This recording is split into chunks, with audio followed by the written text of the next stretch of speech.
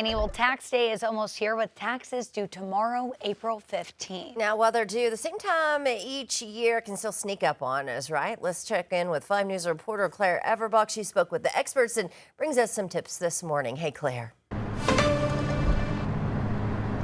Good morning, Joe. Good morning, Tiffany. I did speak with both local and national tax experts and say the most important thing to do right now, if you haven't completed your taxes yet, is not to panic. It can be a little bit overwhelming, but there are resources that are able to help.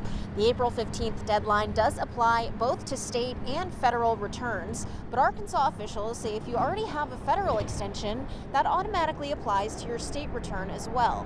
So far this year, the state says it has issued about 540,000 refunds, with the average refund around $406. Tax experts say if you can't file or pay in full by tomorrow, don't ignore it, because waiting can make the situation more expensive and difficult to fix. Don't let this intimidate you. If you don't have an extension now, reach out to us. We'll figure something out, but certainly the worst thing you can do is nothing. You can still minimize damage by taking care of it as soon as possible. The worst thing you can do is miss the deadline and then say, well, I'll get to it later this summer or October or some terrible time after the fact. Experts say that based on last year's numbers, around 500,000 Arkansans do still need to complete their taxes. And the longer you wait to file, the more penalty abatement from the IRS does become more limited. Live in Springdale, covering news where you live, Claire Everbach, 5 News. All right, thanks for that, Claire. It is 6:34 this morning, and today the Fort Smith Board of Directors are set to discuss a possible water and sewer rate freeze for seniors age 65 and up. At tonight's study session, they'll discuss whether it makes sense to create the program. If they do move forward, staff will work on details for the program and then present them to the board for approval. The agenda says that other cities, including Rogers and Springdale, are putting similar measures into effect. Now, April is Autism Awareness Month. And a new program in Arkansas is helping make traffic stops safer for drivers who have autism. The Blue Envelope program went into effect in January. Drivers can keep their license, registration, and insurance inside and hand it to an officer during a stop. It signals that someone may need extra time, patience, or clear communication. Officers say that it helps them better understand the situation and respond appropriately. Autism advocates say that it's a way to make a usually stressful situation better for those with disabilities as well as the officer.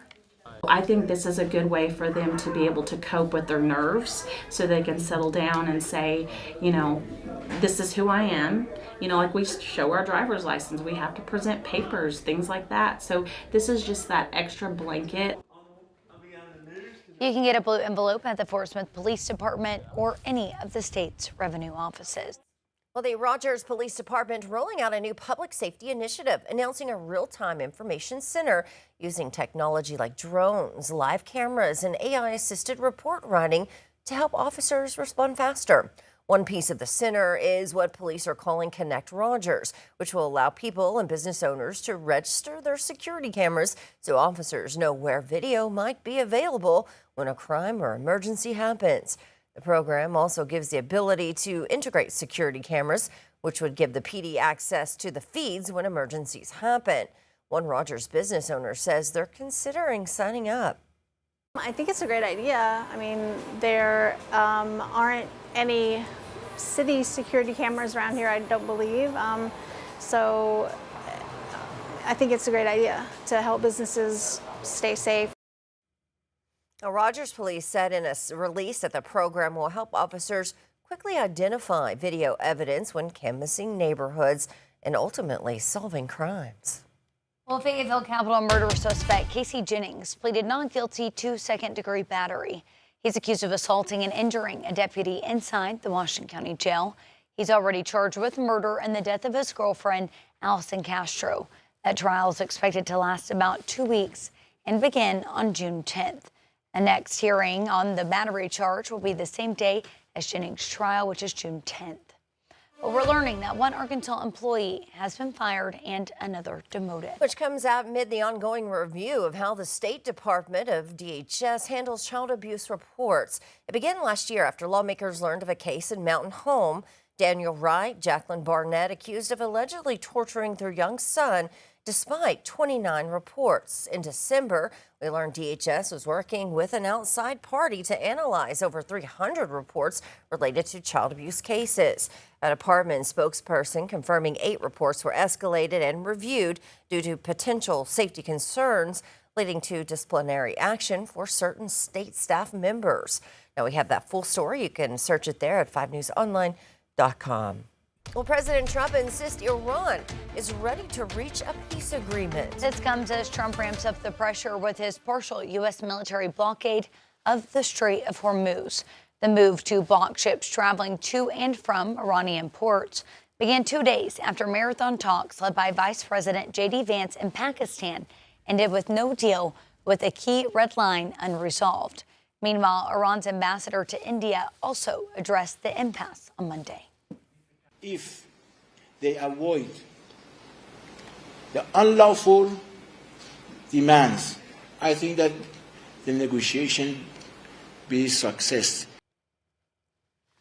The ceasefire is said to expire in 8 days. Leaders of the United Kingdom and France say that they plan to host a summit regarding the Strait of Hormuz as the United Nations calls on all parties to respect freedom of navigation. And in other news, a 20-year-old man from Texas facing state and federal charges, accused of attacking the home of OpenAI CEO Sam Altman with an incendiary device. Reid Binion reports. Today's charges outline a dangerous and deliberate plan to bring violence into San Francisco. The FBI and local authorities in San Francisco on Monday announcing attempted murder and attempted arson charges against the man accused of throwing an incendiary device at the home of OpenAI CEO Sam Altman. This was not spontaneous. This was planned, targeted, and extremely serious.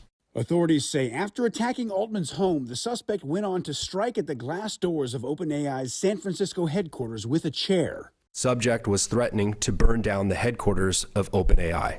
Police arrested the suspect on scene. The individual, identified as Daniel Moreno Gama of Texas, was in possession of additional incendiary devices.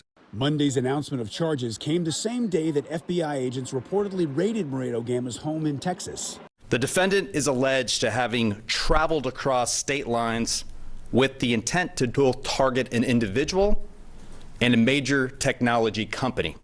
According to authorities, San Francisco police found a document Moreno Gama wrote that opposed AI. They allege he wrote about killing Altman and that he listed the, quote, names and addresses of apparent board members and chief executive officers of AI companies and investors. I'm Reid Binion reporting. Well, no one was injured in either of the attacks on Friday, though the suspect is set to be arraigned today. He could also face charges related to domestic terrorism.